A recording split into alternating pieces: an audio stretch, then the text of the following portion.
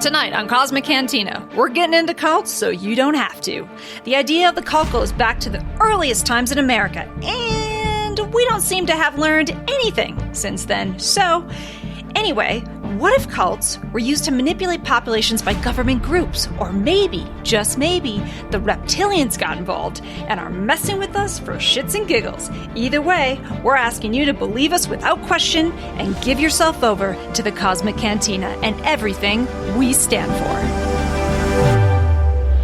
I'm your host, Melissa Tittle, and every week I go to my favorite bar, Cosmic Cantina, and kick back with my co-hosts, Josh Golombeski and Matt O'Connor. We talk about aliens, Bigfoot, ghosts, ancient cultures, and anything from the unseen world that needs a little illumination. Welcome to Cosmic Cantina. I'm your host, Melissa Tittle, and tonight I'm drinking some classy red wine. Matt, what you got? Boy. Well, this is my last day of quarantine in the merry old land of Oz. And I called down to the front desk and I was like, "Is there anything better? Can you give me anything better than what you gave me last week?" And he's like, "I think we got some Corona." So I was like, "Yes, bring the Corona." Coronavirus. Yeah, No, but it's beer. expensive up here. Yeah, Oh, really? no coronavirus. Yeah, that's actually when when I was talking to him on the phone, my kid overheard the conversation. She's like, "Why are you bringing Corona up to the park?" Oh no! Oh no! It's like your daughter and millions of people around the world stopped buying Corona because they thought it was a coronavirus. Same thing. Yeah, it's great. I'll always drink it. Josh, what do you got? Well, I'm drinking a Colorado classic, at least classic to my own life. Odd 13, code name Superfan. It's good. It says it's gluten kind of reduced, or gluten reduced, or gluten free. I don't know. It's delicious. I'll find out tomorrow, but I won't let you know. Don't worry about it. Yeah, keep us posted. And just for a little interesting nugget of information before we jump into our show, I just want to say disclosure is happening. It's slow drip, but as always, you got to look to the hero of my life, Dr. Stephen Greer, and he sent out a Facebook post I think everyone should listen to and take it really fucking seriously. So this is what he wrote. Read real quick. Headlines constantly spin this story as a threat to our national security, a threat to our sovereignty, a threat to our airspace, etc., referring to the disclosure coming out. He's referencing the COVID bill that had the UFO 180-day countdown to UFO disclosure. But he writes this: the only threat the ET presence creates is towards the military-industrial complex in their dominion, control, and influence over our sovereignty and our planet. So just a reminder that the threat-based disclosure is still a possibility, and I will rail against it, whatever I have to rail against to fight against that threat, because it's not a threat. It's hope. It's not a threat. You're wrong, O'Connor. I don't care what you say. Butt probes for everyone. Mm-hmm. But I digress. Tonight is not about disclosure. It's about what, Melissa? It's about cults, which, it kind of makes sense. The times that we're living in, there's lots of groups of different opinions, including about aliens, right? So we wanted to dive into cults in America, and the more that I dove into cults in America, I found out that actually, if you really think about it, America was founded by a cult. So let me go into this. This is based on an article, but it's this article breaks down this book called The American Messiah by Adam Morris. It's a New Yorker article, and we'll post that. Of course, you can read it. So let's talk about America.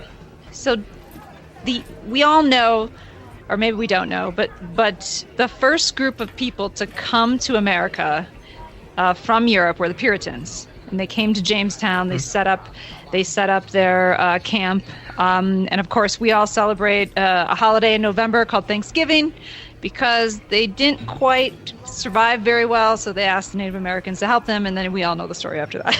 Mm-hmm. Thanks for the pumpkin bread. And then everything's great. Yeah, now you need to die. Okay, so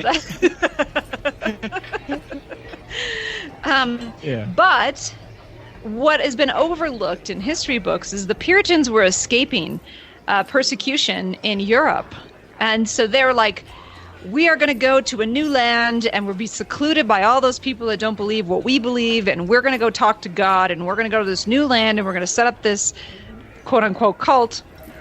And we're going to talk to God the way that we want to. And although nobody really talks about it that way, but that's literally the beginning of America, if you will, right?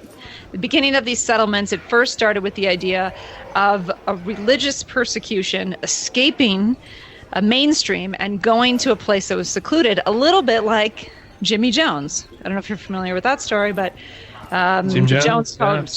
Jones cult in actually the whole massacre happened on my birthday, 1978. Oh, wow. I know, right? My dad saved the newspaper. Winning? Winning! Oh, JJ. Same kind of thing. We're going to leave mainstream. We're going to go into the jungle. We're going to disappear. We're going to talk to God the way that we feel that God's supposed to talk to us, blah, blah, blah. So I thought that was really important knowledge to kind of take in, given, things are a little stressful in America right now with lots of belief systems. A little bit. Just a little bit.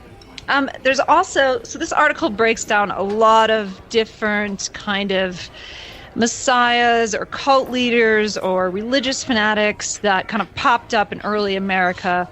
And what he really concludes from this article, there's a couple things that I'll read, but is that these groups, although at some point they turned vindictive and manipulative and controlling to their agenda, they started out as a way to address social injustice.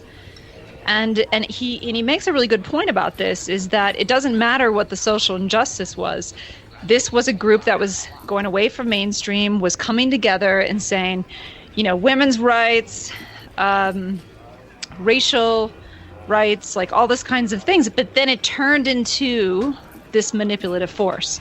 It's definitely a really interesting article if you guys get to read it through. But I wanted to bring it up because we're at this precipice right now in the world, not just America, in the world, with all these different thought processes. So he brings up this one character.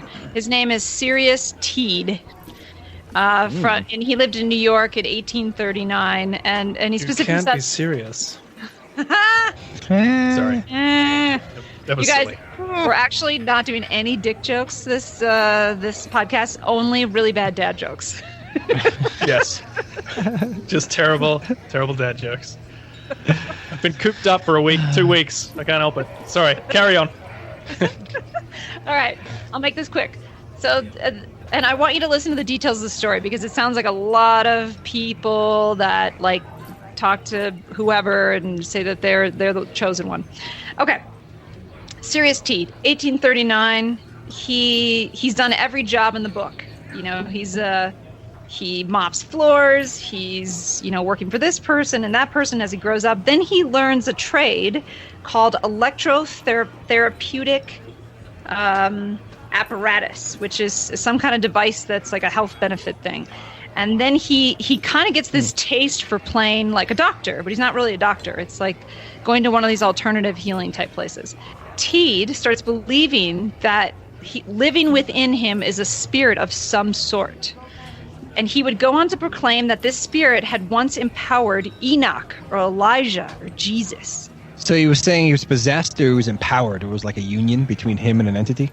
Yeah, like this spirit just started growing in his body, and it was, Enoch or Elijah or Jesus, but whatever it was very powerful, and it would speak to him, and then he would be able to interpret messages for other people. He called himself Koresh, a translation from the Hebrew version of the name Sirius, criticized mainstream Christianity. He then created a new kingdom, he called it. So this is where he created a cult. And he formed this through the idea that it was a women's emancipation. And so he got all these women to join. I'm going to empower you. He was a feminist. Yeah. He was like, I'm going to empower I know where you. this is going. Exactly. This is going to him. He was having to have sex with a lot of women. But you know what? He got himself a harem. Yeah. Exactly. We've heard this story before. This isn't new, right? And I know, Matt, you're going to go into a story that's similar. But, okay, so he gets all these women, and they're like, oh my God, that's so amazing that you believe in me, that I'm this amazing person. And he's like, yeah, give me a blowjob, whatever. I believe in you. You're a strong woman. It's good to be the prophet. So he ended up attracting thousands, tens of thousands of followers, and he was preaching what came to be basically communism and living together and sharing all these things, and and he was fighting for women's rights and all these different fractions that were against mainstream thought process at the time. So in a way, the author says, look, he was ahead of his time, but he was using it to manipulate people to become this prophet that apparently Jesus was speaking through. Finally, he got arrested because he was literally starting to gain political power and kind of doing things against the law that he wasn't supposed to. And then, of course, they found out all this other stuff and he got arrested. But the reason I bring up this story is that this idea is so old, especially in American history, that the author makes a really good point. He says, perhaps we don't fear the cult because it threatens the American way. Perhaps it reminds us of exactly who we are. That's interesting. Interesting. In context with what's happening. Mm-hmm. Wow. And I just want to bring to your attention that it's kind of unsettling if you think about it. You're like, what? Wait, what? I'm not like any of these people or this thought process, but the idea that we can have as many thought processes as we want, and we can join groups of people that think that way. That is the American way, and that's what he's saying. Now, we don't have to take it so far to start a cult and move off to South America or wherever, but he's right. After all this research, he's like, well, maybe we accept the cult in America because it's literally how we think about things. We're free to join these different groups of thought. You can definitely see how people with a sort of a sinister intelligence, we'll call it, are able to use this manipulation of the masses and for their own kind of benefit, which is pretty creepy. I mean, it starts off in a good place. I mean, at least they got that.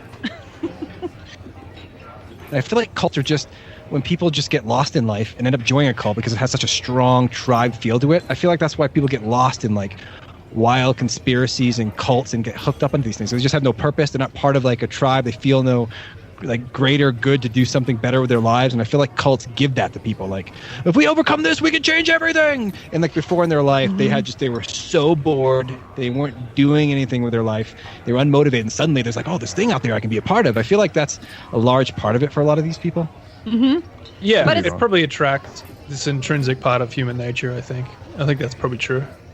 But definitely more American than most, wouldn't you say? Because we have this idea that we can create many tribes within the big tribe. I don't know. That's true. The cult of America! The cult of America! Yeah. Shoot first, ask questions later. Come in there, Yeah, me first, motherfuckers. Sorry about that, man. But look, I got something to say. So this is an awesome book that Matt stole from me, and I still haven't got it back. But I swear to God, I gave this back. We've had this conversation, Melissa. I'm not letting it die, man. I'm not letting it die. It's disappeared. Okay, so the book is called Weird Scenes. It's written by David McGowan, who mysteriously died in 2015. Just saying, it's a little strange. He wrote this book and then he died.